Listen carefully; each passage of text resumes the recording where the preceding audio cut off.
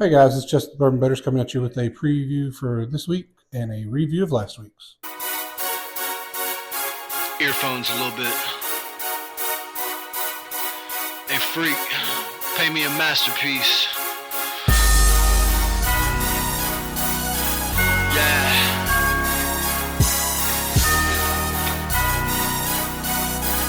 Listen up. All right, this week I'm going to try to do some things different. I'm going to get these picks out on a Saturday instead of doing it midweek, and then also going to drop a bourbon review sometime this weekend as well. So, but let's get into the college football from last week. You had Illinois and Nebraska. I told you Nebraska was going to win 24-14, and Illinois won 31-24. And then we had Florida, Mississippi State. I told you Florida was going to win 30-20. They won 45-28. Utah, Oklahoma State. I thought that Utah was going to win 34-31, the high-scoring game. Defenses showed up in that game. It was 22-19 Utah. Once again, Cam Rising affects that offense. I think if he would have played, it'd have been in the 30s because Oklahoma seems to be a team that matches whatever the other team does. Vandy, Mizzou, a close one. I told you it'd be a lot closer than they had the 21-point spread. I told you that Mizzou was going to win 31-20. They won 30-27. So it was a lot closer than I know Mizzou liked, but Vandy, they're that type of team. They're going to keep it close and give themselves a shot to win. The next game was the big game, the Tennessee opening up at Oklahoma. I told you that Tennessee was going to win 38-21, and they won 25-15. And then, of course, the last game we're going to talk about is the Arkansas-Auburn game. I told you Arkansas was going to win 37-35. I thought it was going to be a very high-scoring game. I thought the offenses were going to go. But it turned into a defensive battle, and we had 5 picks. Jaquindon Jackson didn't get the 100 yards I thought he'd get, but he did have 60. And Taylor Green was a little bit more accurate this week, and he made a little bit better choices as far as when to get out of the pocket, when to throw the ball, things like that, and had a beautiful deep ball rolling to the left, throwing back to Satania. So those are some good signs in that offense. But like I said, I thought it'd be 37-35. Arkansas wound up winning by 10, 24-14. And like I said, created so many turnovers. When it came to some picks, it was 10-20. So not the best, but it is what it is. Now, if we look forward to this week's games, in the SEC is pretty much what I covered. You've got Kentucky, who's 2-2, going to Ole Miss, who's 4-0. Now, Ole Miss hadn't played anybody; they played a bunch of cupcakes, while Kentucky's played 2 SEC teams already. But Ole Miss is a 16-point favorite, and the over/under is 52.5, and that's at 11 o'clock this morning on ABC. Basically, it's offense versus defense. Ole Miss's offense is really high-powered. Kentucky's defense is really good. Kentucky holds opponents under 300 yards. Ole Miss hadn't had a game under 600 yards. But I think Jackson Dart in the end in the offense will be a little bit too much, and I think Vandegrift will probably struggle against Ole Miss. So I've got Ole Miss winning 33-20. The next game we're going to talk about is Oklahoma-Auburn. Oklahoma's 3-1. Auburn is 2-2. It's going to be 2:30 on ABC. Auburn is a 1-point favorite, and the total is 44.5. To be honest with you, I don't know why Vegas has got this line there. I know that Oklahoma had quarterback trouble and switched out quarterbacks in the Tennessee game, but Auburn's got quarterback trouble as well. So I don't understand why Auburn's the favorite in this game. Both teams are, like I said, struggling at quarterback. The difference is Sooners force turnovers, and Auburn turns the ball over. So I think that leads into Oklahoma's benefit. Auburn also struggles against running QBs, and the new QB they got is a lot more mobile. I think OU is going to win the game 28-17 on the Plains. Next, we're going to talk about Mississippi State and Texas. I'm not going to talk much about it because it's a big mismatch. Mississippi State's 1-3. Texas is 4-0, ranked number 1 in the nation. Games at 3:15 on the SEC network. Texas is a 37.5-point favorite. Over/under is 59.5. and Texas might hit the over/under by themselves. I mean, just to be honest with you, I think it's going to be 45-7. Texas wins that game. Next, you've got the big game everybody's talking about. Game is going to be there, or game day's there. It's Georgia, number 2 team, 3-0 against number 4 Alabama, 3-0. It's 6:30 on ABC tonight. Georgia's the 1-point favorite, and OU or the over under is 49.5. Basically, it's two top 5 teams face off. You got Jalen Milroe versus Carson Beck. I think that the offense for Alabama is a little bit better, but I think the defense for Georgia is significantly better. I mean, it's crazy. The offenses are both averaging like over 30 points, and the defenses are both allowing under 10. I think Georgia's allowing 6, and Alabama's allowing 8 in the 3 games they've played so far. I think Kirby Smart goes in Alabama and gets a win. And it's going to be close, though. I got 30, Georgia with 30, Alabama 28. It's going to be a tight game. It's going to be an old-fashioned slobber knocker is what they call it. Two teams punching each other in the mouth and seeing who doesn't want to get punched in the mouth anymore. And the final game we're going to talk about is Arkansas A&M. It's at 2:30 on ESPN. Arkansas's 3-1. A&M's 3-1. A&M's a 6-point favorite. Over/under is 51.5. To win the game, Arkansas has to run the ball and control the line of scrimmage, and then let Taylon Green make plays when he can. We don't need to rely on the pass, but we also need our receivers to get open, and we need to spread the ball out between receivers. I mean, he's focusing too much on Armstrong. Satani did get a couple nice plays. Broden's dropped some balls. He's got to do better there. He's got to make a play. Tesla has been nowhere in this offense, but Luke Hawes and the tight ends have been nowhere in this offense as well. So we've got to get that figured out. The tight ends have got to do something in the passing game. And we've also got to shore up some of that pass protection. I think the pass protection has been an issue because everybody on the offensive line is new, and they're 4 games in.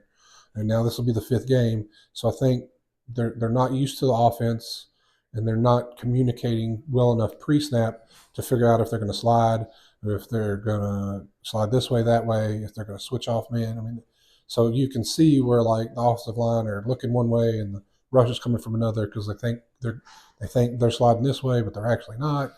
So they've got to communicate that. They've got to get better at that. But that's also just shows you how much they don't know of this offense, right? So the good thing for Arkansas is that we do run the ball. We are good at running the ball, and A&M struggles against the run. So talking about the issues that Arkansas has, I think they're going to win this game. I think it's going to be close, but this is the Bobby revenge game, and I think his offense is going to perform for him the way Williams' defense performed for him last week. I know A&M's won like 11 of the last 12, and last year's was a heartbreak. But this is the last year at Cowboy Stadium. It's the last year at Jerry World. They go back to the campuses starting next year. So I'm going to take Arkansas 34, A&M 31, and I think it'll be a really good game. As far as some picks for you, I'm liking Arkansas plus the 6, or I even like them at 5.5. Jaquindon Jackson over 79.5 yards. I believe he'll get over 80 yards. And then I like BYU plus 3. BYU's defense is real, and they go to Baylor this week, but I think they'll come away with a win. Colorado UCF game. I'm going to take the over, which is 62.5, which seems like a lot, but you've got a Gus Malzahn on offense, and you've got Shedeur Sanders and Travis Hunter. I think some points are going to be scored. I like Oklahoma plus 1. Like I said, I don't understand why they're the underdog. And then I like Illinois plus 16.5 going to Penn State. I think Penn State will probably win the game, but I don't see them beating them by 16.5. And then the same thing with Arizona plus 10. Arizona's more than likely going to lose against Utah, but without Cam Rising, they're saying he's not going to play this week. Now, if Cam Rising plays, I don't like that as much. But if Cam Rising's out, I don't see them beating Arizona by 10. I think they'll beat Arizona. I just don't see them beating them by double digits.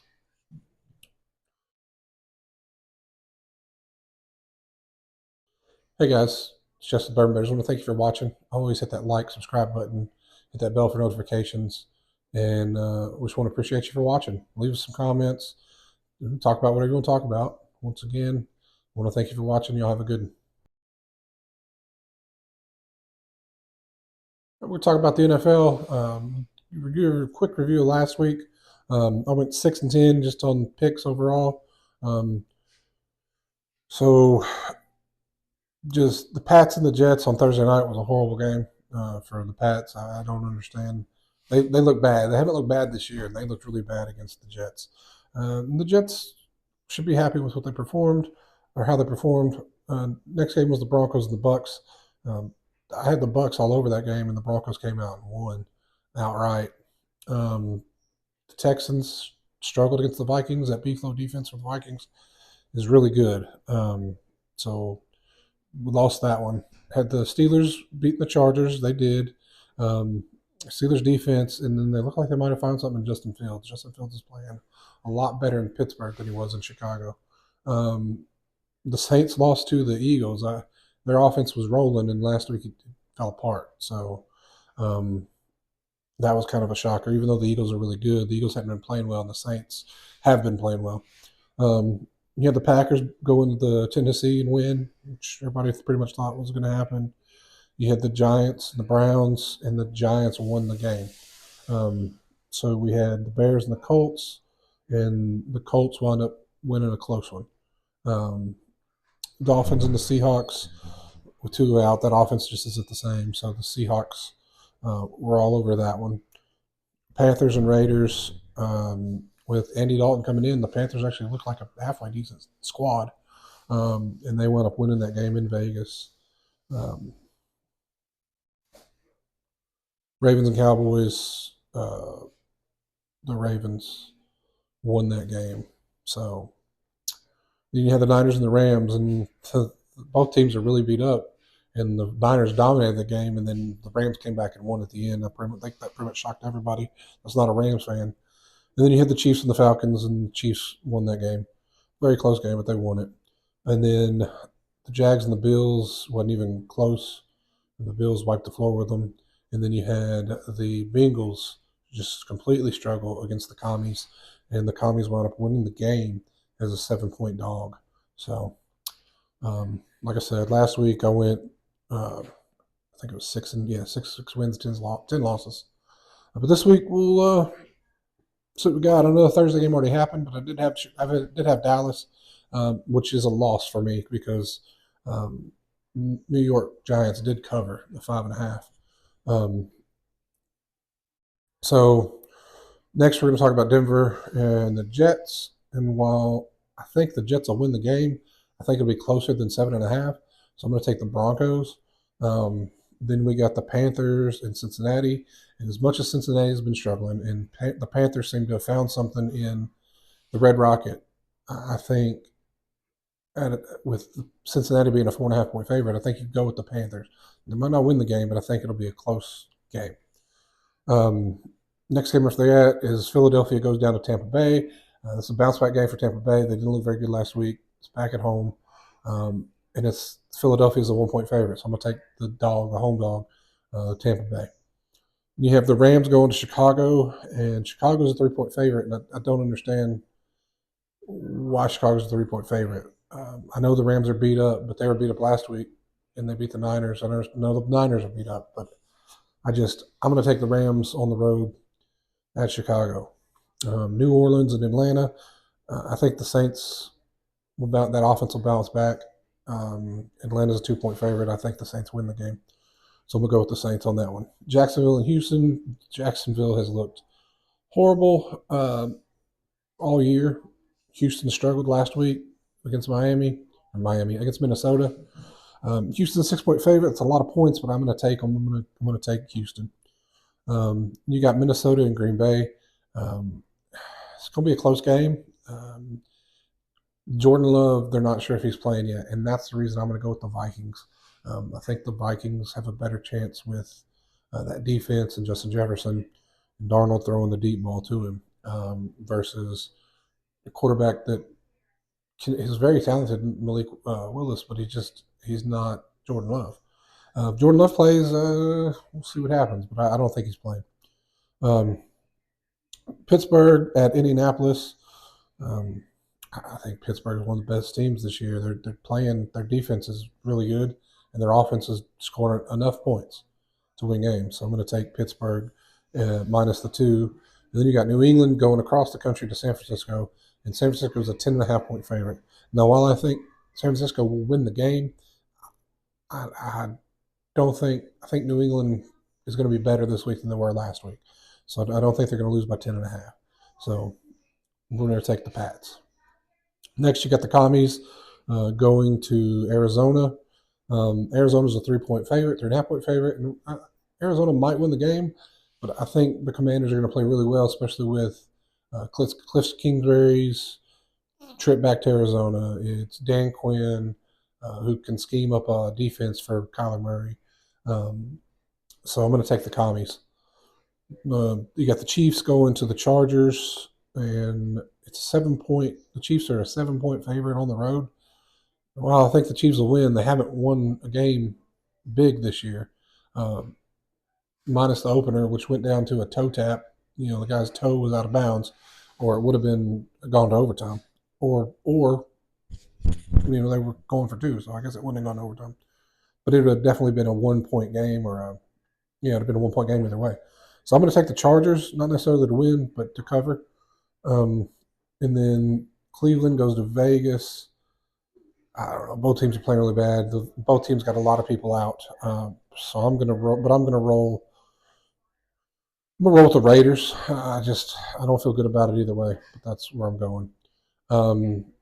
Sunday Night Football, you've got Buffalo at Baltimore. Buffalo doesn't win in Baltimore just historically, so I'm going to roll with Buffalo or with the Ravens minus the 2.5. And then you've got Seattle going to Detroit on Monday night. I'm going to take Detroit, and you've got Tennessee going to Miami. And I'm not sure on that one. It's 1 point. Miami's a 1-point home favorite. So I'm going to go with Miami. So I'm going to take Miami and Detroit for the Monday night games. That's all I got for you today. I'm going to try to, like I said, do little things different this week. I'm going to try to get another bourbon review out this week. And then I'm going to do some picks maybe right before game time or maybe tonight for tomorrow. I'm not sure. But because I didn't really have any NFL picks, just who's going to win and lose. But I'm going to look into it this weekend today and see if there's anything on the prop bets and stuff like that look good. So I want to thank you all for watching once again. As always, have a good one. You're hell of my holidays, so let it burn, set it all ablaze. Call my name in the frame of the Hall of Fame, but say my place is the face of the fall of grace. And I